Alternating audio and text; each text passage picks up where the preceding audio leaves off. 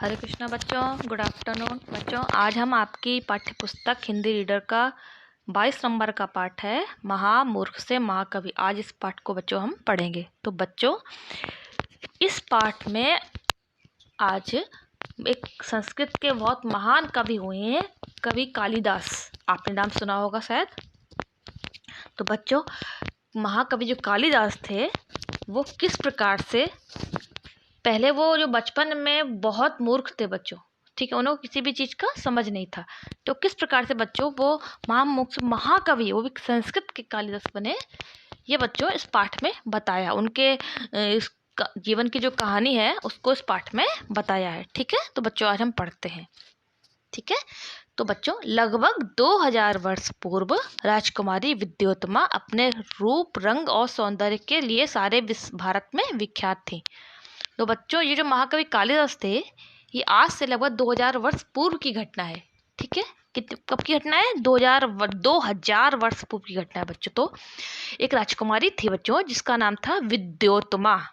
तो वो बहुत ही सुंदर थी बच्चों। तो वो पूरे भारत में अपने सौंदर्य, अपने रूप सौंदर्य के लिए प्रसिद्ध थी। ठीक है, वह विदुषी भी थी। विदुषी मतलब होता है बच्चों विद्वान। ठीक है, वो बहुत ही विद्वान थी, मतलब उसको बहुत ही ज्ञान था, शास्त्रों की जानकार और कुशल वक्ता थी।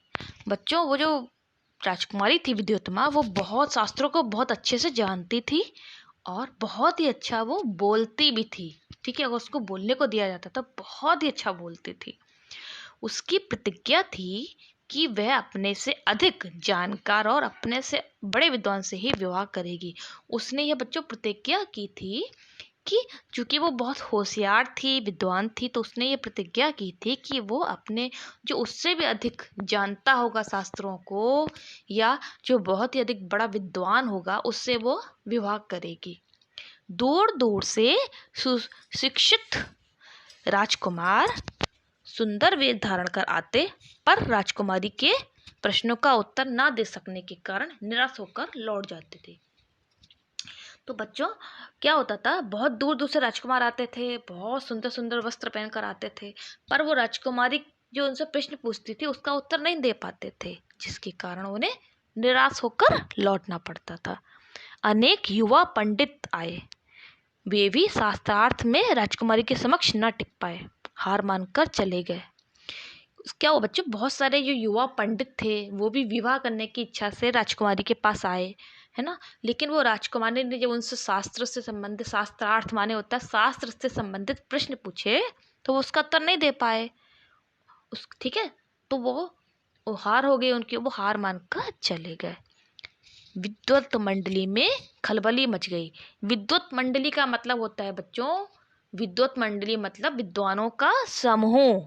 तो बच्चों, जो विद्वानों का समूह था, जो एक उनका ग्रुप था, उनमें ये खलबली मतलब ये शोर हो गया। खलबली मतलब हो गया ये चर्चा हो गई, कि चर्चा हो गई और वे सब जल भुन गए। तो वे सब क्या हुआ, उस राजकुमारी से जल गया मतलब ईर्ष्या करने लगे। कुछ विद्वान पंडितों ने इसे अपना घोर अपमान समझकर निश्चय किया कि राजकुमारी का विवाह किसी महामूर्ख से करा दिया जाए। तो जब बच्चों ये उन लोगों को लगा कि उनका अपमान हुआ है, वो सब जलने लगे, तो उन्होंने ये निश्चय किया कि हम राजकुमारी का विवाह किसी महामूर्ख से करा देंगे। वो तो चाहती है कि मेरा विवाह किसी महान विद्वान से हो, तो हम उसका विवाह किसी महामूर्ख से करा देंगे। वे महामूर्ख की खोज में निकल पड़े। तो वो लोग जो थे, वो क्या हुआ, एक महामूर्ख को ढूंढने के लिए निकल पड़े। खोजने से क्या नहीं मिलता बच्चों, जब खोजने जाओ ना तो भगवान मिल जाते हैं बच्चों। ठीक है, तो इंसान की क्या बात है। तो जब वो निकले तो एक मूर्ख से भेंट हुई। जब वो महामूर्ख को ढूंढने के लिए निकले तो उनको एक मूर्ख व्यक्ति से मुलाकात हुई। वह पेड़ की जिस डाल पर बैठा था उसे ही कुल्हाड़ी से काट रहा था। तो ये पेड़ देख रहे हैं आप, देखो, ये जिस डाल पर बैठा है उसी को काट रहा है। तो बच्चों, वो जो मूर्ख था, वो जिस पेड़ पर बैठा था उसी को काट रहा। इससे पता चल गया कि वो क्या था, मूर्ख था। पंडितों ने सोचा यह महामूर्ख है, इसे ही इतना भी ज्ञान नहीं कि जिस डाल को काट रहा है उसी पर बैठा है। पंडितों ने सोचा इससे बड़ा मूर्ख कौन होगा, जो जिसको ये भी नहीं पता मैं जिस डाल पर बैठा हूँ उसी को काट रहा हूँ, मतलब जब ये डाल कटेगी तो मैं गिर जाऊंगा, तो ये मूर्ख है और वह धर्म से धरती पर गिर पड़ेगा। ठीक है। पंडितों ने उसके निकट जाकर पूछा, राजकुमारी से विवाह करोगे? तो पंडित क्या हुआ, उस मूर्ख व्यक्ति के पास गए और उससे पूछा, जो पेड़ पर बैठा पेड़ काट रहा था, कि तुम विवाह करोगे राजकुमारी से? डाल पर बैठे युवक के मुख पर प्रसन्नता की लहर दौड़ पड़ी। बोला, हाँ विवाह करूंगा, बड़ा मजा आएगा। तो जो मूर्ख था वो तो बड़ा खुश हो गया, बोला, अरे हाँ मैं तो करूंगा विवाह, मुझे बहुत अच्छा लगेगा, तब मैं काम करने से छुटकारा पा जाऊंगा, आराम से रहूंगा और सैर करूंगा। तो जो मूर्ख था उसको तो लगा कि मैं शादी कर लूंगा, है ना, तो क्या होगा, मुझे काम नहीं करना पड़ेगा, क्योंकि मैं जब राजकुमार शादी करूंगा तो पैसा अपने आप आएगा और फिर मुझे आराम से रहूंगा और क्या करूंगा, सैर करूंगा। सैर करूंगा मतलब घूमूंगा। पंडित अपने घर को चल पड़े। तो क्या हुआ, उन लोगों ने क्या किया, उस मूर्ख को अपने साथ लिया और अपने घर पर आ गए। रास्ते में बताया कि राजकुमारी के सामने कुछ ना बोलना, चुपचाप बैठे रहना। उन मूर्खों विद्वानों ने कहा उस आदमी से, मूर्ख व्यक्ति से, कि तुम राजकुमारी के सामने जब जाओगे तो कुछ बोलना मत, अपना मुंह बंद रखना, हम लोग जैसा कहेंगे वैसा करना। उन लोगों ने कहा, जैसा जैसा हम कहते जाएं तो वैसा करना, तुम्हें मुंह से एक शब्द भी नहीं निकालना है, तुम मुंह से कुछ बोलना मत, एक शब्द भी मत निकालना, कुछ कहना चाहो तो इशारा करना, अगर तुम्हें कुछ जवाब देना हो किसी बात का तो इशारे से बताना। बताते हैं ना इशारे से, उंगली हिला के, जैसे कोई कहे कि खाना खाओगे, हम कहते हैं उंगली हिलाते हैं, वैसे तो इशारा करना। पंडितों ने युवक को सुंदर वस्त्र पहनाकर उसके माथे पर तिलक लगाकर उसे राजकुमार के समक्ष उपस्थित किया। तो पंडितों ने क्या किया, उस युवक को, वो तो गरीब था, तो उसको सुंदर सुंदर वस्त्र पहनाकर उसको तिलक लगाया सुंदर सा, और उसको राजकुमारी के समक्ष उपस्थित कर दिया। युवक के हाथ में कुछ पोथियां दे दी। उन्होंने क्या कि उस युवक के हाथ में कुछ किताबें दे दी ताकि लगे कि हाँ ये विद्वान है। होता ना, किताबें हाथ में होंगी तो लगेगा हाँ भी विद्वान है। पंडितों ने राजकुमारी से कहा कि देखने में ये युवा है पर तर्क में बड़े बड़े विद्वानों के कान काटता है। इन दोनों इसका मौन व्रत चल रहा है, अतः जो भी प्रश्न करे संकेत से करे, ये भी संकेत से उत्तर देगा। तो उन विद्वानों ने क्या चालाकी की, होशियारी की। उन्होंने कहा कि ये जो लड़का है ये युवक है, पर तर्क में, बल तर्क माने होता है बात करने में, ये बड़े बड़े पंडितों को हरा देता है। कान काटता मतलब हरा देता है। इन दिनों ये मौन व्रत मतलब बोलेगा कुछ नहीं, मौन व्रत मतलब मौन व्रत, कुछ भी नहीं बोलेगा। अतः जो भी आप प्रश्न करें तो वो इशारों में करें, तो ये भी इशारों में उत्तर देगा। राजकुमारी ने बात मान ली, शास्त्रार्थ आरंभ हुआ। तो क्या, राजकुमारी मान गई, ठीक है मैं इशारों में कर दूंगी। तो क्या शास्त्रार्थ मतलब शास्त्रों से संबंधित प्रश्न उत्तर पूछना आरंभ हुआ। राजकुमारी ने एक उंगली उठाई जिसका तात्पर्य था ईश्वर एक है। तो राजकुमारी ने पहला प्रश्न पूछा, राजकुमारी ने क्या किया, अपनी एक उंगली उठाई, इसका मतलब था, राजकुमारी का मतलब था कि ईश्वर एक है। मूर्ख युवक ने समझा कि राजकुमारी मेरी एक आंख फोड़ना चाहती है, वह आवेश में आ गया, उसने राजकुमारी की और दो उंगलियां उठा दी। तो क्या हुआ, राजकुमारी ने तो ये कहा कि एक उंगली उठाएगी, ईश्वर एक है, लेकिन उस व्यक्ति ने, जो मूर्ख व्यक्ति था, उसने ये समझा कि ये मेरी एक आंख फोड़ना चाहती है, तो उसने क्या किया, उसने अपनी दोनों उंगलियां उठा दी। तो उस मूर्ख व्यक्ति का तात्पर्य यह था, यदि तुम मेरी एक आंख फोड़ोगी तो मैं क्या करूंगा, मैं तुम्हारी दोनों आंखें फोड़ दूंगा। पंडितों ने तर्क देना शुरू किया और बताया कि युवा पंडित का उत्तर ठीक है, ये ब्रह्म और जीव दोनों का अस्तित्व मानते हैं। तो पंडितों ने क्या किया, पंडितों ने जब देखा कि उसने एक उंगली उठाई और युवक ने दो उंगली उठाई, तो पंडितों ने यह बात उसके पास यह तर्क दिया, इसका ये जवाब दिया, तर्क माने जवाब देना, कि युवा पंडित का जो उत्तर है वो सही है।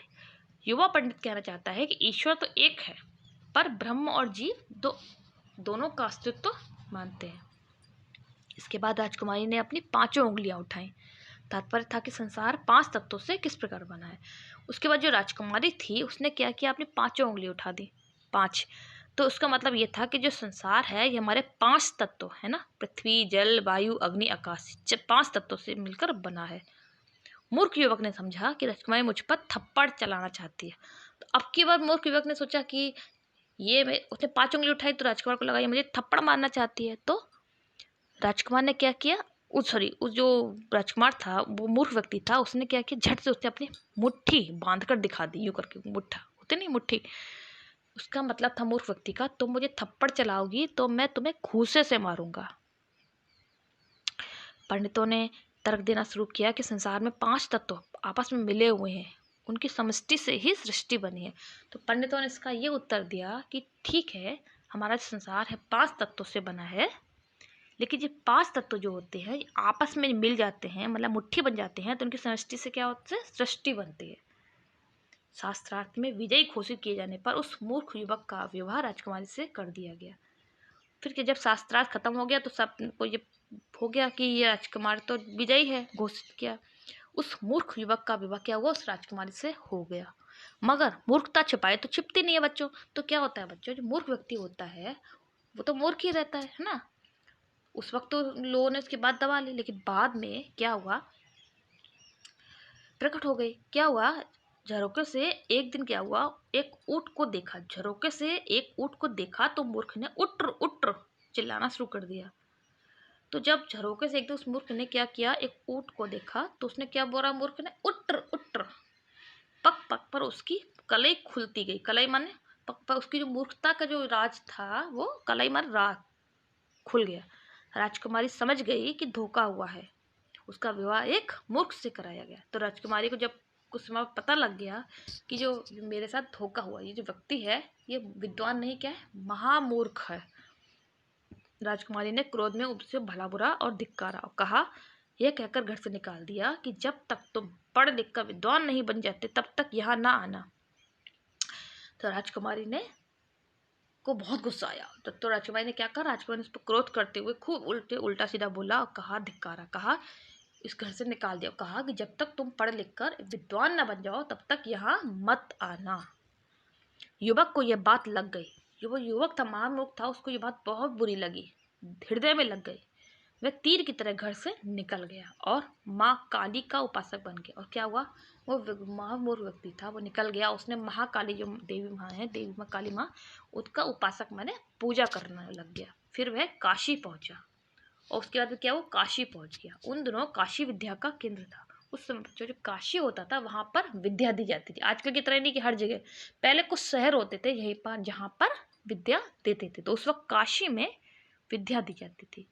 वहां जाकर वर्षों विद्या अध्ययन किया। वहां जाकर उस महान व्यक्ति था, उसने बहुत वर्षों तक विद्या का अध्ययन किया, मतलब विद्या प्राप्त की। उसने शास्त्रों में पारंगता प्राप्त की और उस महामूर्ख व्यक्ति ने शास्त्र जो कि उसे कुछ भी नहीं आते थे, उसमें पारंगता माने होता है बच्चों बहुत ही, क्या कहते हैं, पूरी जानकारी, पारंगत होना, बहुत जानकारी लेना प्राप्त की शास्त्रों की। वह कालिदास कहलाया है। वही महामूर्ख व्यक्ति कौन बना, आगे चलकर कालिदास बने। कालिदास के घर लौटते ही विद्योत्मा की प्रसन्नता का ठिकाना ना रहा। जब कालिदास घर लौटे तो विद्योत्मा जो उनकी राजकुमारी पत्नी थी बहुत प्रसन्न हुई। पति के साथ अपने पूर्ण व्यवहार पर उसे पश्चाताप हुआ, और पति के साथ जो उसने इतना बुरा व्यवहार किया था उसके लिए उसको पश्चाताप हुआ। मतलब उसको, पश्चाताप का मतलब होता है बच्चों ग्लानि हुई, ठीक है, उसको बहुत ग्लानि हुई, पछतावा हुआ।